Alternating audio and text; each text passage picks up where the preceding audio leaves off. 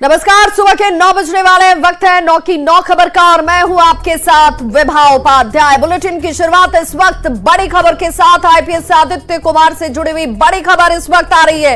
IPS Aditya Kumar को supreme court की तरफ से आदेश दिया गया है। 2 सप्ताह के अंदर सरेंडर करने का आदेश इस वक्त, और आईपीएस आदित्य कुमार पर अपने ऊपर से केस खत्म कराने, प्रोसीडिंग खत्म कराने और बेहतर पोस्टिंग के लिए अपने दोस्त अभिषेक अग्रवाल को पटना हाईकोर्ट के चीफ जस्टिस बनकर बिहार के तत्कालीन डीजीपी संजीव कुमार सिंघल को फोन करवाने के आरोप हैं। कानूनी पेचीदगियों का सहारा लेकर अब तक बचते रहे आदित्य कुमार, सुप्रीम कोर्ट के आदेश के बाद अब ये बाध्यता हो चुकी है, उन्हें सरेंडर करना ही होगा। सुप्रीम कोर्ट के न्यायाधीश जस्टिस अनिरुद्ध बोस की बेंच ने मामले की सुनवाई के दौरान आईपीएस आदित्य कुमार को इस केस में अग्रिम जमानत देने से इनकार कर दिया है। सहयोगी सुशील पांडे इस वक्त ज्यादा जानकारी के साथ वो लाइन पर हमारे साथ जुड़ चुके हैं। सुशील, अब ये माना जाए कि कोई विकल्प अब नहीं बचा है इनके पास, बिना सरेंडर किए आईपीएस आदित्य कुमार के पास अब कोई दूसरा चारा नहीं। जी बिल्कुल, देखिए साफ तौर से जिस तरह के एलिगेशंस आईपीएस आदित्य कुमार पर लगे हुए हैं, उस एलिगेशन के खिलाफ फिलहाल उनको कोई राहत मिलती हुई नजर नहीं आ रही है। हालांकि सुप्रीम कोर्ट में जो उनकी तरफ से याचिका दाखिल की गई थी, उस याचिका पर भी सुप्रीम कोर्ट ने विचार करने से मना कर दिया है, क्योंकि सबसे महत्वपूर्ण बात मामले में ये है कि जिस तरह उनके ऊपर आरोप लगाए गए हैं, उन आरोपों की जांच करना बेहद आवश्यक है। और इसीलिए फिलहाल सुप्रीम कोर्ट ने ये कहा है कि जिस तरह अपने पद का दुरुपयोग करते हुए उन्होंने अपने मित्र के साथ चीफ जस्टिस पटना हाईकोर्ट के डीपी का प्रयोग करते हुए न केवल उनके सरकारी पद का दुरुपयोग किया है, बल्कि तमाम लोगों बरगलाने की कोशिश की है। और इसीलिए फिलहाल जांच को हरी झंडी सुप्रीम कोर्ट के द्वारा दी गई है। हालांकि 2 हफ्ते का समय दिया गया है इस पूरे मामले में उनको सरेंडर करने के लिए, और ये कहा गया है कि अगर 2 हफ्ते में सरेंडर नहीं करते हैं तो उनके खिलाफ पटना पुलिस के द्वारा जो विभागीय कार्रवाई है वो शुरू की जाए। बिल्कुल, यानी कि 2 सप्ताह के अंदर अब आईपीएस को आदित्य कुमार को गंभीर जिस आरोप में अब उनके सरेंडर करने की नौबत पहुंच चुकी है, वहां पर दूसरा कोई विकल्प अब नहीं बचा है। बहुत बहुत शुक्रिया सुशील पांडे समान जानकारी के लिए। तो बड़ी खबर आईपीएस आदित्य कुमार से जुड़ी हुई, जिसमें सुप्रीम कोर्ट का आदेश। आपको बताते चले कि पटना हाईकोर्ट से भी आईपीएस आदित्य कुमार को पहले झटका लगा था, जिसके बाद उन्होंने उच्च अदालत का दरवाजा खटखटाया, जहां पर अग्रिम जमानत की मांग की गई थी। लेकिन अग्रिम जमानत की याचिका को खारिज करते हुए सुप्रीम कोर्ट ने 2 हफ्ते का वक्त दिया है, जिसमें उन्हें सरेंडर करना होगा। अब ऐसे में प्रोसीडिंग कराने का जो आरोप इनके ऊपर, और कई गंभीर आरोप जिसमें अपने मित्र को सहयोग पहुंचाने का आरोप भी और सरकारी पद का दुरुपयोग करने का आरोप इनके ऊपर। अगली खबर राजधानी पटना से, जहां पर प्रेम प्रसंग में युवक की हत्या, प्रेमिका से मिलने के लिए जब ये युवक पहुंचा, दिलीप प्रेमिका के घर वालों पर अब हत्या का आरोप जो है इस वक्त सामने आता हुआ, जिसमें कहा जा रहा है कि प्रेम प्रसंग में ही दिलीप की हत्या की गई है। वो अपने प्रेमिका से मिलने के लिए पहुंचा हुआ था, जिस दौरान उसे साजिशन हत्या की गई। रॉड और लाठी डंडे से मारकर उसे मौत के घाट उतार दिया गया। ग्रामीणों की सूचना के बाद मौके पर पुलिस पहुंची।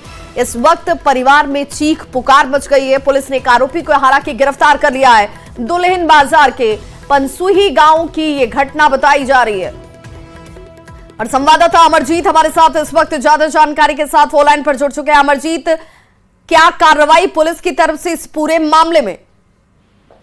जी देखिए, पुलिस ने इस मामले में एक आरोपी को गिरफ्तार किया है। जो प्रेमिका के पिता है उनको गिरफ्तार किया गया है और उनसे पूछताछ की जा रही है। फिलहाल जो है, जो परिजनों ने लिखित आवेदन जो है दिया है, उसके आधार पे भी कार्रवाई की जा रही है। जो प्रेमिका है उनके परिजनों पर भी जो है नामजद किया गया है। बताया जाता है कि जो है रात में यह युवक जो है उसके प्रेमिका के घर में पहुंचा था और उसी दौरान जो है परिजनों ने देख लिया। उसके बाद जो है रॉड और लाठी डंडे से पीट करके इसकी हत्या कर दी गई। पुलिस को ग्रामीणों ने सूचना दिया की सूचना पर पुलिस मौके पर पहुंची और उस गंभीर रूप से घायल युवक को अस्पताल ले गई, जहां डॉक्टरों ने उसे मृत घोषित कर दिया।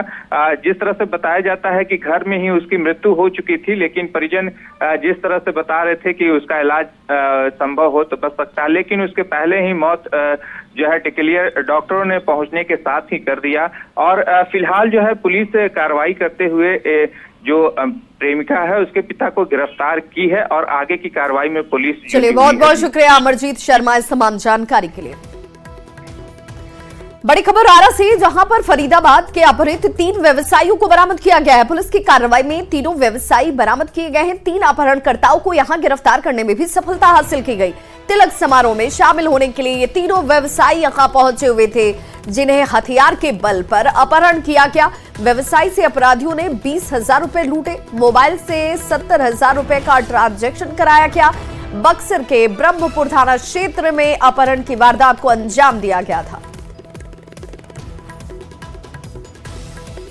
पुलिस को एक बहुत ही बड़ी सफलता मिली है। पुलिस अधीक्षक महोदय के नेतृत्व में लगातार अपराधियों के खिलाफ जो कार्रवाई की जा रही है, उसी कड़ी में यह सफलता मिली है। इसमें 3 व्यक्तियों के अपहरण का मामला था, जिसका रात में सूचना मिला और उस पर त्वरित कार्रवाई करते हुए भोजपुर पुलिस की टीम मौके पर जाके जो अपराध कर्मी थे, जो अपहरणकर्ता थे, उसमें से 3 को मौके से दबोच लिया गया। और बड़ी खबर मुजफ्फरपुर से आ रही है, जहां सुबह सुबह भीषण सड़क हादसा हो गया। ऑटो ने ट्रक में इस दौरान जोरदार टक्कर मार दी। 3 लोगों की मौत घटनास्थल पर ही हो गई, जबकि 6 लोग घायल बताए जा रहे हैं। सोनपुर से लौट रहे ये सभी लोग हादसे का शिकार हुए। पकुली ओपी के बलिया ओवरब्रिज के पास ये जोरदार हादसा हुआ, जिसमें 3 लोगों की मौत हो गई।